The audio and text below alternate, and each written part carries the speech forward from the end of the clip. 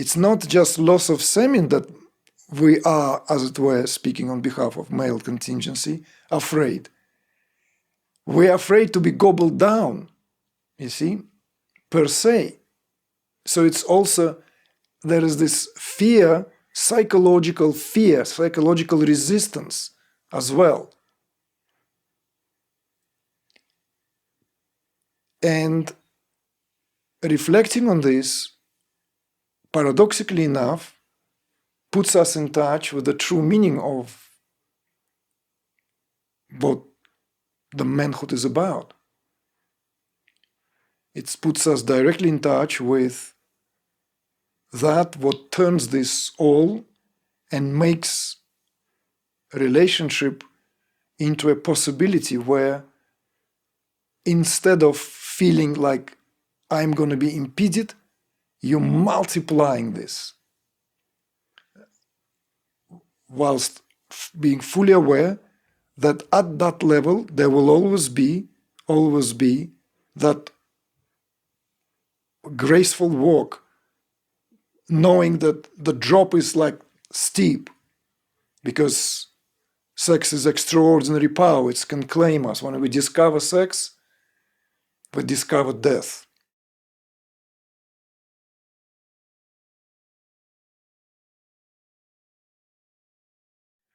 I've recently entered a relationship after years walking this path of awakening alone.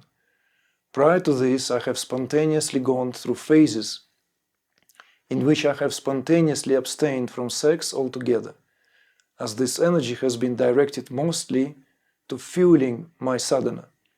Any sexual activity while on this path has often left me feeling very mentally and physically strained, a bit like a car that needs an oil change, making daily tasks incredibly difficult. It's not a fun place to be. I feel a bit of an inner conflict arising, which leaves me unsure of entering a sexual relationship with somebody.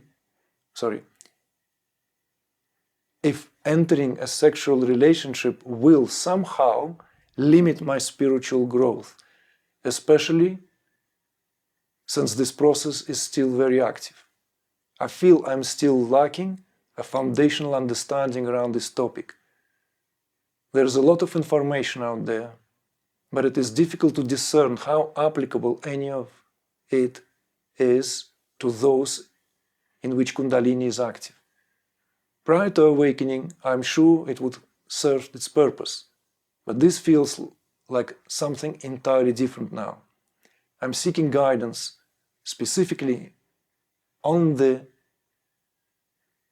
psychological approach, the physical approach, particularly pertaining to male physiology, and anything else that may help me on this path.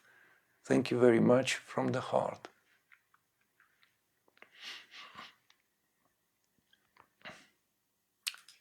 So,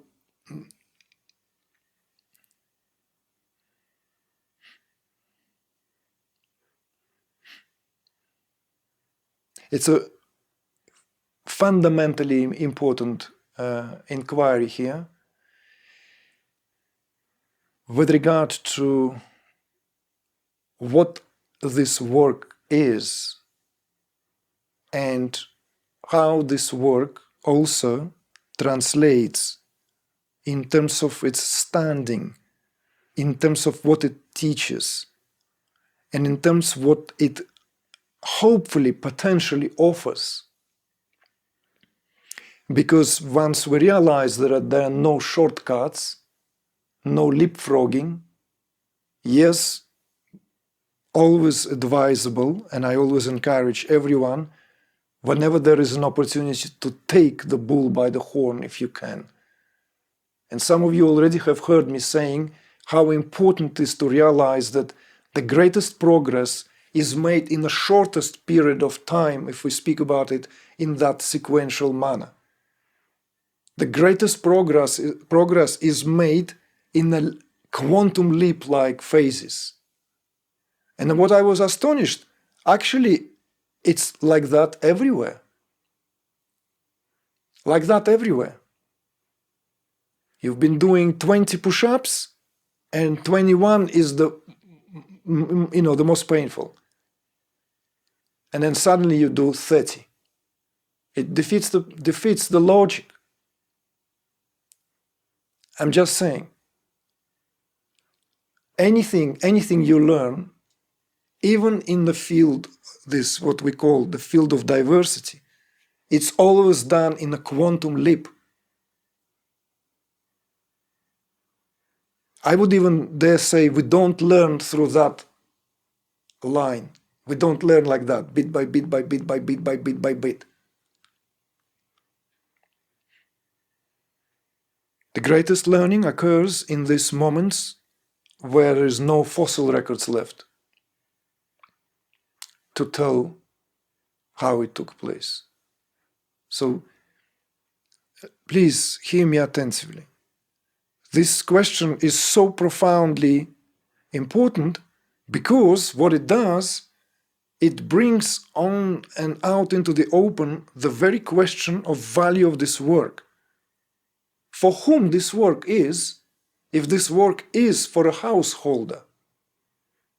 And how can householder compare and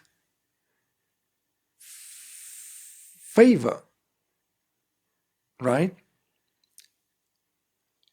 next to someone who need to, in fact, adhere to the possibilities where all that is kissed goodbye consciously.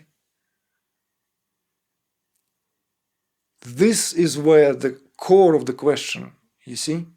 So therefore I prefer to speak about it first and foremost from this angle before going to therapeutic application of do's and don'ts and how circumnavigate here potentially the sharper turnings, drop-offs, and all the places where one can be compared to the Sisyphus efforts of trying to roll that boulder up to the hill, right? Only to find oneself back at the base of the hill and the journey begins. So this question, and we have to be very direct and honest, and it's no point to just pretend and somehow like, well, let's soften the corners. So let's just be very, very direct about this. When it comes to male physiology, we are already inferior or more inferior than women in terms of the capacity to hold Shakti. Okay, so this is number one. That is reflected in the number of the bands that male physiology has only 2 and female has many more. As many as 5, in some cases 7. Do you know what I noticed over the years? Is the specifics of the language with which awakened life force displays, and even if it's the phase of pranatana, not necessarily fully rising kundalini, but let alone when it is fully rising kundalini, it is mostly in men in whom bandhas take place, locks. Females don't have bandhas. Mostly in men. Why that is? This is number one answer, because the possibility for holding Shakti, holding prana in one particular area is much more difficult for men because of these bands where the energy can be locked in female. Therefore, there is a possibility of much greater accumulation of the pranic force, much greater. Maybe we'll leave this for a moment, why that is, and also some other repercussions, reasons, and something which for grown-ups at some point we would have to venture into, how important it is to have female awakened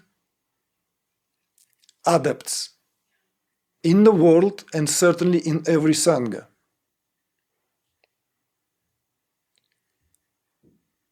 One of the ways of starting this conversation, when I was just reflecting earlier today where to go, could have been about spiritual family. Kula or kaula. Perhaps we will leave that to some other occasion, because we should gather like that more often. We have always agreed that it's good to periodically gather like this.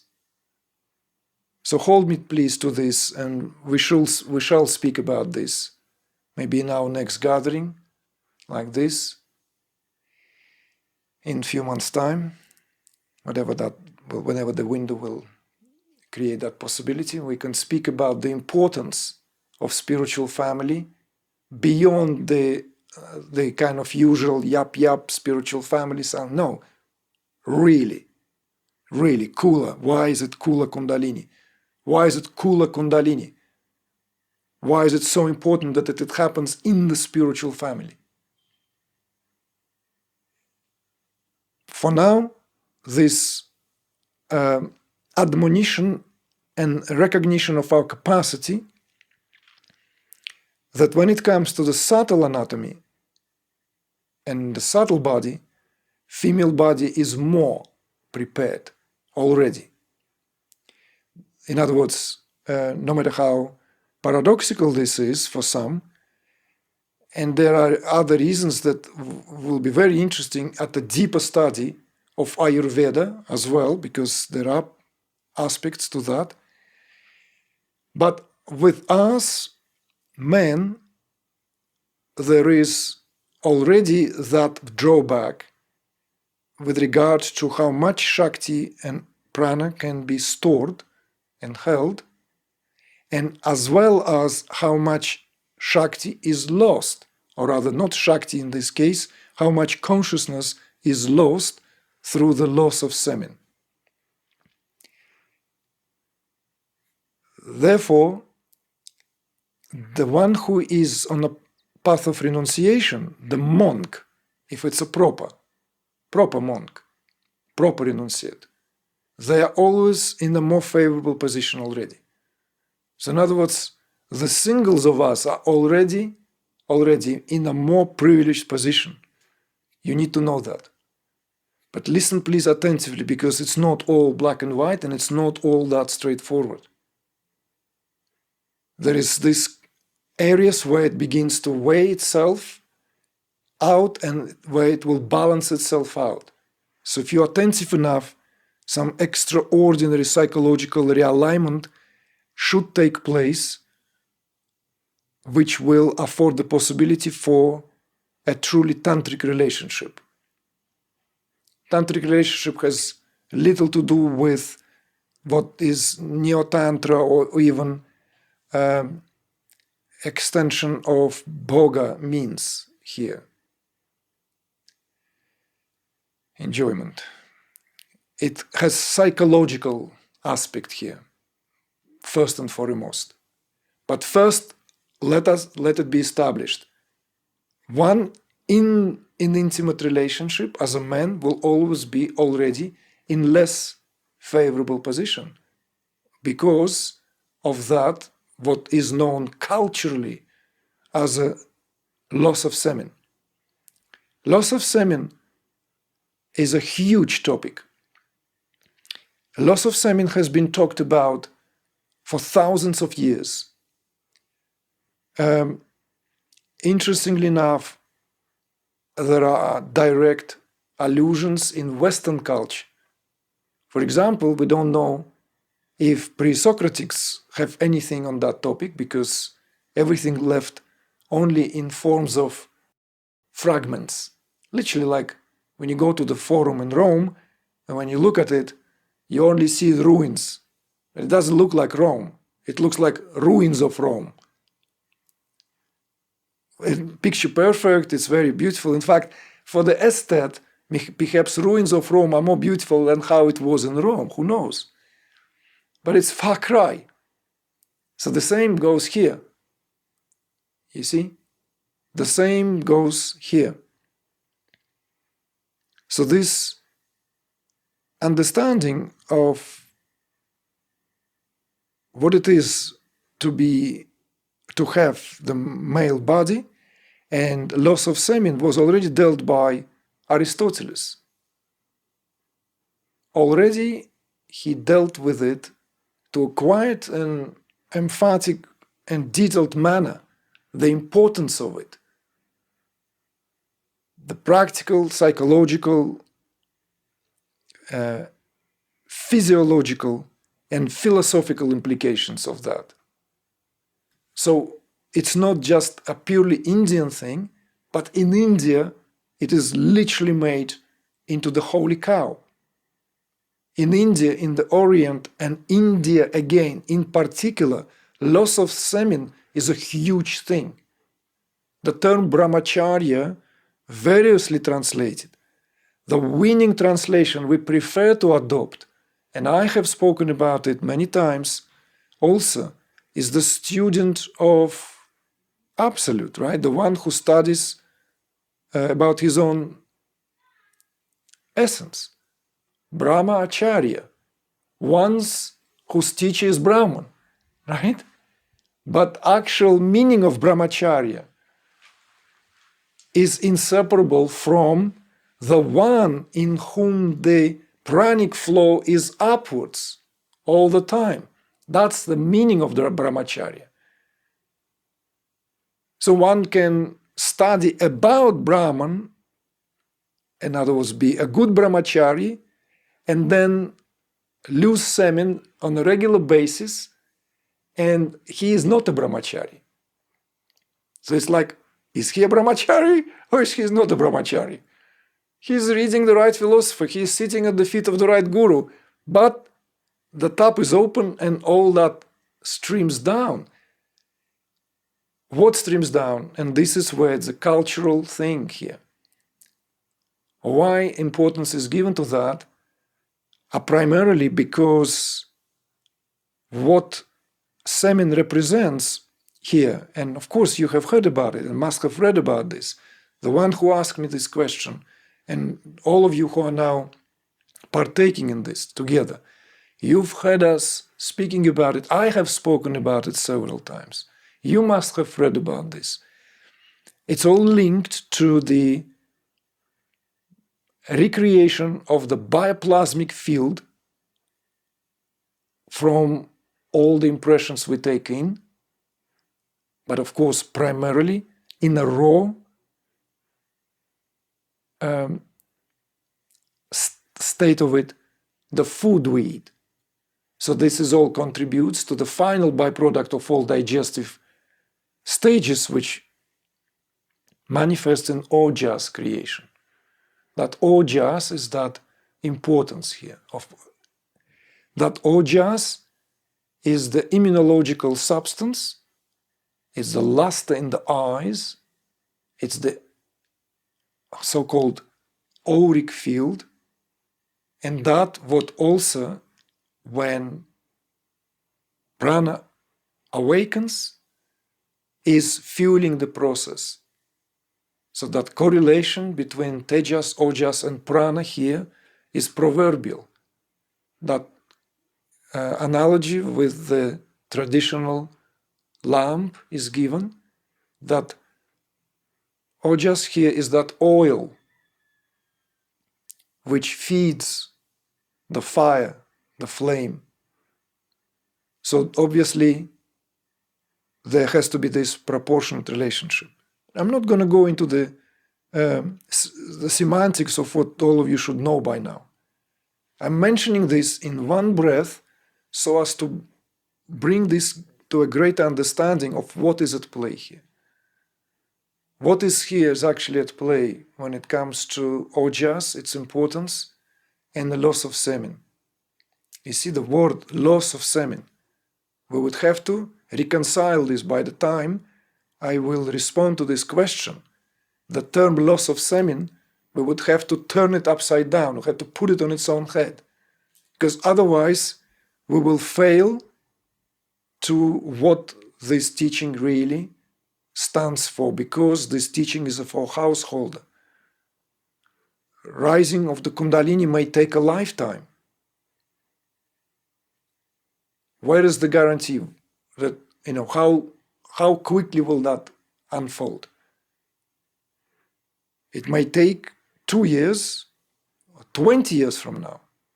What do you do in the meantime? Do you say goodbye to all your worldly aspirations and desires for having family life, speaking this plain language? These are very important questions. So it's not so much about entering intimate relationship. It's about rising above and having that aerial view so as to see what roads are available there, to see the whole landscape, to see the whole this from more elevated perspective. This is what I'm inviting you to do, particularly all those of you who would have to, or already squaring that one way or another. When the necessity, because one way or another, we cannot avoid our destiny, right? After all, one meets one's destiny on a road one took to avoid it. So it's like, dodge a bullet. You're not a Trump. Repeating myself. Right? So you just want to, okay, well, I don't want to walk that road because that road leads to whatever, like in Russian fairy tale, you go left, you'll lose your horse. You go right. Like there's always something you sacrifice. So there's 3 roads to take. So might as well take that one which stride for, like whatever, because something will happen that is what the destiny is about. So going back to this understanding, what is at play here is as much a psychological concept as it is a neurophysiological activity. And they are interlinked. I will say something which will be very comforting. But before that, I want to say first is that even if we are to borrow the wisdom of Ayurveda, when we speak about ojas and when we speak about the necessity to have the required amount of ojas, which can then be converted through a process of rarefication to a higher quality of ojas, because just having enough sperm count, which today a lot of conversations out there in the internet in particular, join the club, whatever it's called, puff, something like that. No puff, like no masturbation basically, no coming, no losing sperm. It's a very, very basic understanding. The premises are great. Premises, of course, maybe to take the youth from its obsession with the pornography and what have you. I have no problem with that. I'm all in support of that, right? But that whole movement also, of course, is superficial, and a lot of this is not based on true science, certainly not based on the science of Ayurveda. And the Ayurveda here is very clear on what contributes to the production of ojas and what contributes to destruction of ojas. And that is not all linked to the loss of semen. In fact, one of the 3 emotions that contribute to destruction of ojas as that immunological substance are jealousy, anger, and a deep sense of frustration. Ponder on that. Jealousy literally eats us inside. Anger and sense of frustration. You can call it maybe depression, what have you. Of course, all this is interlinked. On top of that, the stress is a greatly contributing factor to what makes grief. Well done, Amrita. Thank you, dear. Thank you, darling. Yes, grief, jealousy, and anger. I've added here sense of frustration because it belongs to something else, lack of self-confidence. We'll talk about it in a moment. But classically, Amrita here, as a scholar of Ayurveda, grief, jealousy, and anger contributes to the destruction of ojas more than occasional loss of semen. You see? As well as the factors that are known and linked to the accumulation of stress. Stress is the killer here. Now, Ayurveda also is very elaborate, and this is what this question, when it arrived, I've decided this is the time to do a course dedicated entirely to divine masculine for male contingency, and maybe on a side, in parallel, divine feminine. So we're already reflecting on this right now. But going to this response, it is understanding of what and how the loss of semen is linked to the psychological state where it is a loss, you see? Where it is considered to be lost. Whether this is all driven by Mother Prakriti as procreation, it's a speculative thought, very reductionistic, because sex obviously contributes to tremendous enjoyment in all spheres of our life. At the very same time, overindulged in sex contributes to the destruction of all that what it here to uplift. We know that to be true too. So the intimacy here is of paramount importance. I've said it before. One, as it were, is enriched by intimate life with the one who one loves, even if one loses semen on a regular basis.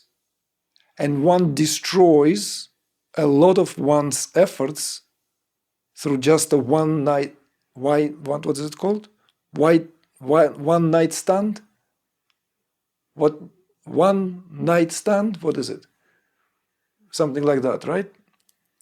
So just one like casual affair here contributes to greater loss overall, you see, than a regular sexual life. So this is where we're entering now, the psychological realm of reconstructing this psychological understanding of a loss of a semen in a relationship which is steadfast and by large or ideally governed by love. When there is love as a driving force, as that what binds and becomes as that cohesion, it is a source of empowerment and a source of a neurophysiological renewal. We're turning this upside down completely, whilst at the very same time we know very well that the amount of ojas is required so as to be able to produce rarefied ojas. Because ojas as a sperm count alone is not enough It's not fit. It's not the sperm count itself, but clinically speaking, how much one ejaculates in a given moment in time. That's what drives the process. But that part of the ojas that has been already rarefied, as when in the process of comparisons are given to the process of making ghee. When it is rarefied, butter becomes clarified butter. So in that same way, ojas becomes rarefied, and it's that ojas that fuels the process. As you remember, it is first in a liquid state until it is heated in the process of heating, the rarefication taking place for it to become liquefied enough for it to rise at a tremendous speed, move, you see, until it reaches the gaseous stage at the level of Anahata chakra. So when that happens, of course, there are possibilities for spontaneous celibacy, because all that inner alchemy, inner chemistry, is converted into that process. And one can find oneself not just disinterested in sex, it's simply not in one's, as it were, not on one's agenda, because this is now fueling the internal process. When that happens, we, of course, it's a blessing. We ought to respect that, because in those phases, a lot of progress again can be made very, very quickly. Very quickly. Not that it is a prerequisite. So going back to the psychological health in terms of the understanding of what is what here, it boils down more to what is here understood to be a loss and gain, you see? It's not so much, oh, I'm just like, I lost in that intensity, right? Because I let it flow. And in any case, even if that's the experience, even if it's accompanied, as in some of us, it is accompanied by that feeling of being emptied. There are even, what are they called? Medicinal terms? What is it like? Allopathic terms? There are allopathic terms. I forgot them, but they're like, they all sound practically unpronounceable. Something post-coitus, something like. Basically, when you're feeling terrible after, when you came. Like, all up to that was fantastic, and then all feeling, like deflated. Like, it's a psychological state. You see, they identified that, and it describes. I don't remember what it's called, but what is it, Amrita? You found it? Anticlimax. No anticlimax. In Latin, it's post-coitum omni animale tristes. That's the one. That's the one that I cannot pronounce, let alone remember that. So that post whatever, triesti, adesti de sinistre. So it just something didn't work. That obviously shouldn't be the case, because the meaning of joining of two bodies here should always be understood as a merging, and it should be entered in that as merging, consciously offering one's entirety into that act of merging. Whatever form it will take, doesn't matter. Whichever way it will display itself, because it will follow its own kind of accumulated, in this case, what and how we've been brought up and how we respond. But this not to be understood. You see, this is why, by the way, in Tantra, this is I've spoken about it before, we have touched upon this. For the purpose of tantric rituals, women of a lower caste are more preferred. One of the reasons for that is because there are no inhibitions. There's a less identity, less behavioral restrictions. But one of the reasons also is that, you see. So aspect of inhibition here is what prevents us to behave and express ourselves the way we are very often because of this, what have you. But of course, we live in an emancipated age, so it's much less maybe now, maybe to a degree. But what I'm saying here is that the approaching of the act itself is always with the understanding of that replica here, always that replica of Shiva Shakti. This is where it is at the neurophysiological level, that's what is taking place.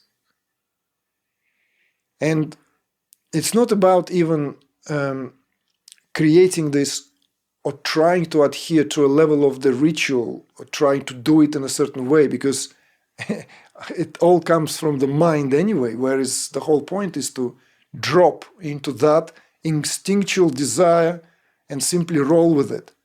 Of course, then where the mastery is required, and that mastery is the mastery of knowing your body, knowing your responses, knowing there are ways of how to control that in a conscious way whilst being fully present otherwise to the act itself.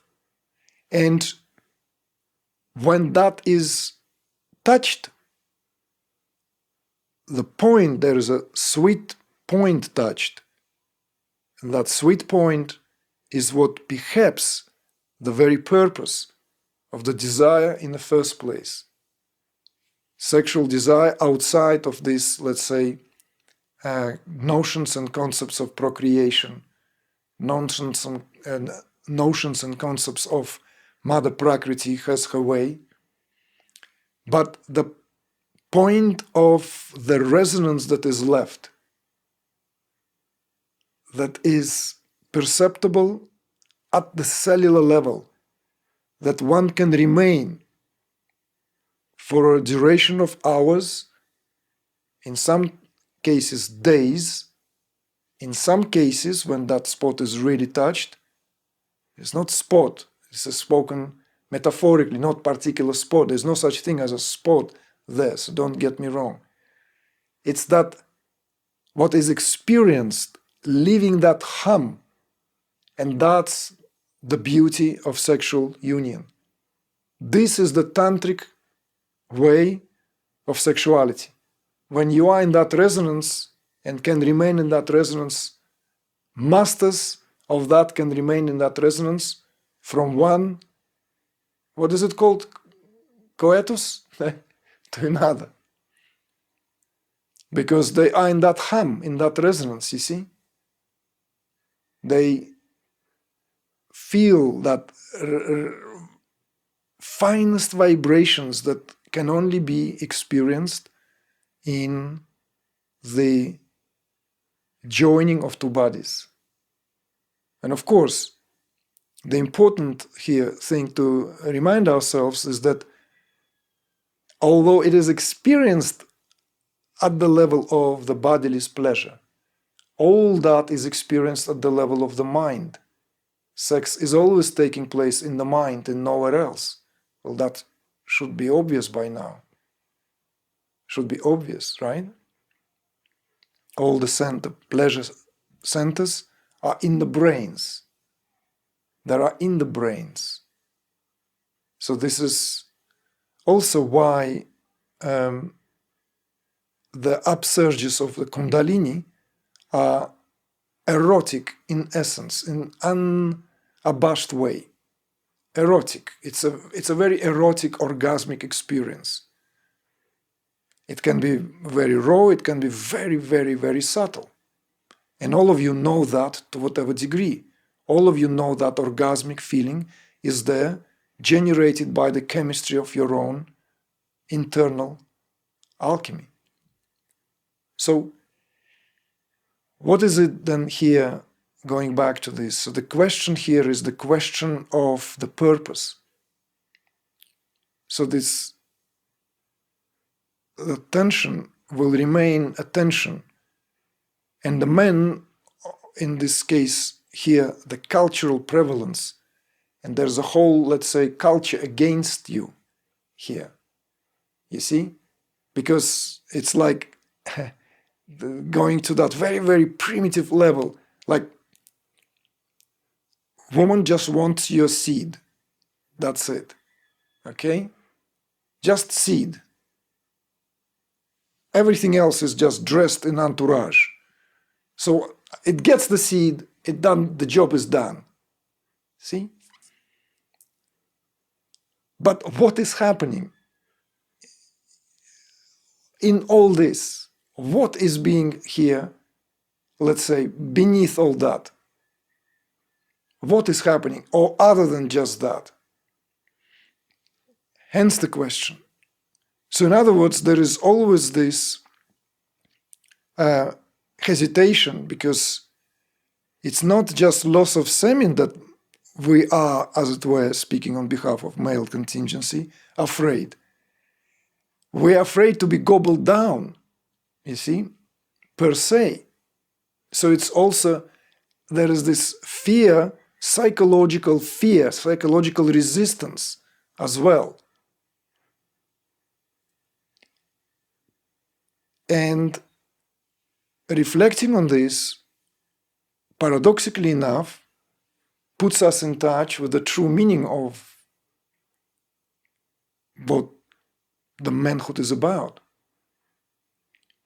It puts us directly in touch with that what turns this all and makes a relationship into a possibility where, instead of feeling like I'm going to be impeded, you're multiplying this,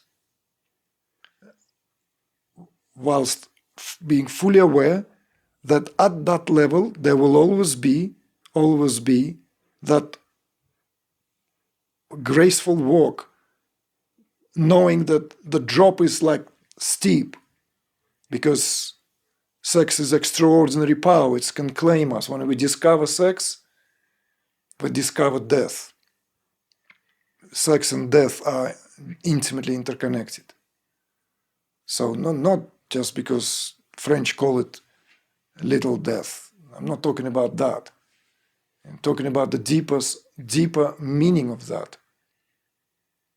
It's because in sex we die. In that death here, literally and metaphorically, what brings that whole thing into its full picture of what it means to be alive. So discovering sex is it's like literally looking into the it's like giving access into the underworld. So this is why there are cultural these warnings, and like, so this, what I can see a lot of out there in terms of retention of semen, it's called also this movement. It's a big movement, by the way. Proponents and people, many, like some men are like making waves and like, oh yeah, just it brings you back all that what you lost already. And as I said, it has the beneficial side of it, is that it at least shows a lot of young men, or just men in general, don't have to be young, who otherwise get arrested tremendously at that level of pornography, and just simply become swallowed, gobbled down there. But at the level of, let's say, more holistic understanding, at least if we are equipped with Ayurvedic understanding, then this semen retention is also a delicate act. It's not all that healthy to constantly hold the semen from ejaculation, because it's all linked to the movement of prana one way or another. Not that anything happens to the semen itself, but the process of discharge has its direct beneficial functioning. And this discharge is psychological, as much psychological as it is physiological. So this is what I mean by that. So the many proponents out there who, like, what is it? No puff movement? I forgot. Not puff, not fuff, not something like that. Is not having a full picture of what is actually taking place. So going back to this, let's say, dilemma, right, that was presented here.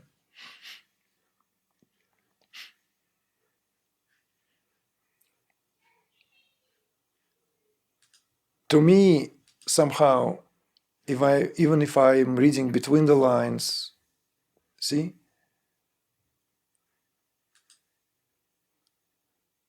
is not so much about what's going to happen to my process, but here is to what and how can household life be lived. And this is how can I apply this teaching, this understanding into the reality of life, where in some of you, sooner or later, or now, or what have you, this is what would be encountered and dealt with. So, of course, it's like whatever is there accumulated would be then have to be faced, lived. So from that point is actually very good. From that point is actually very good.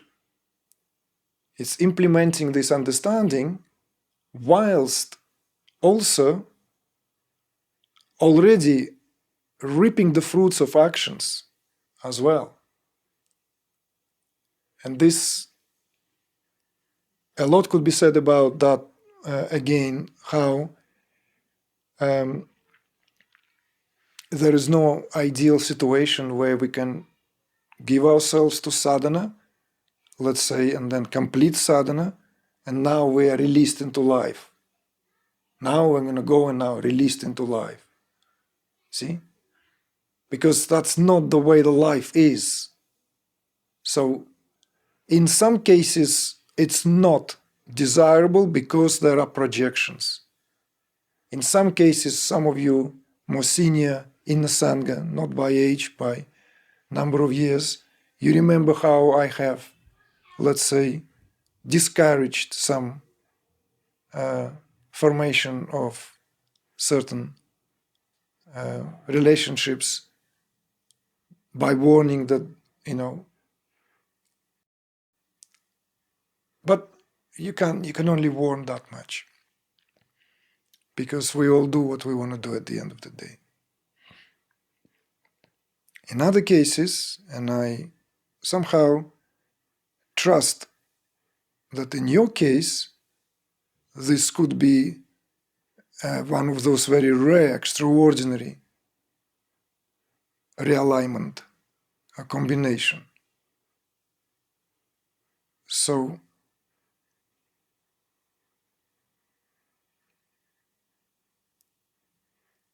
do you lose it or do you gain?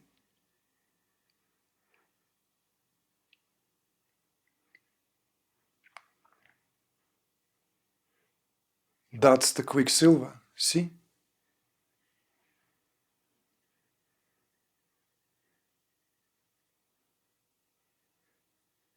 Quicksilver.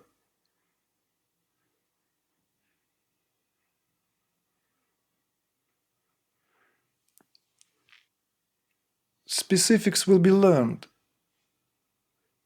You'll find your way. But that bigger picture here is by far more important. What is it do you really want? That's by far more important. And once you know if this is what you want, and I'm not talking about this particular person or that particular person, is what you want, then you have to face this in most unapologetic, in most masculine, manhood, warrior-like manner. Bring it on. Life, bring it on, okay? I'm here. And then, this is it.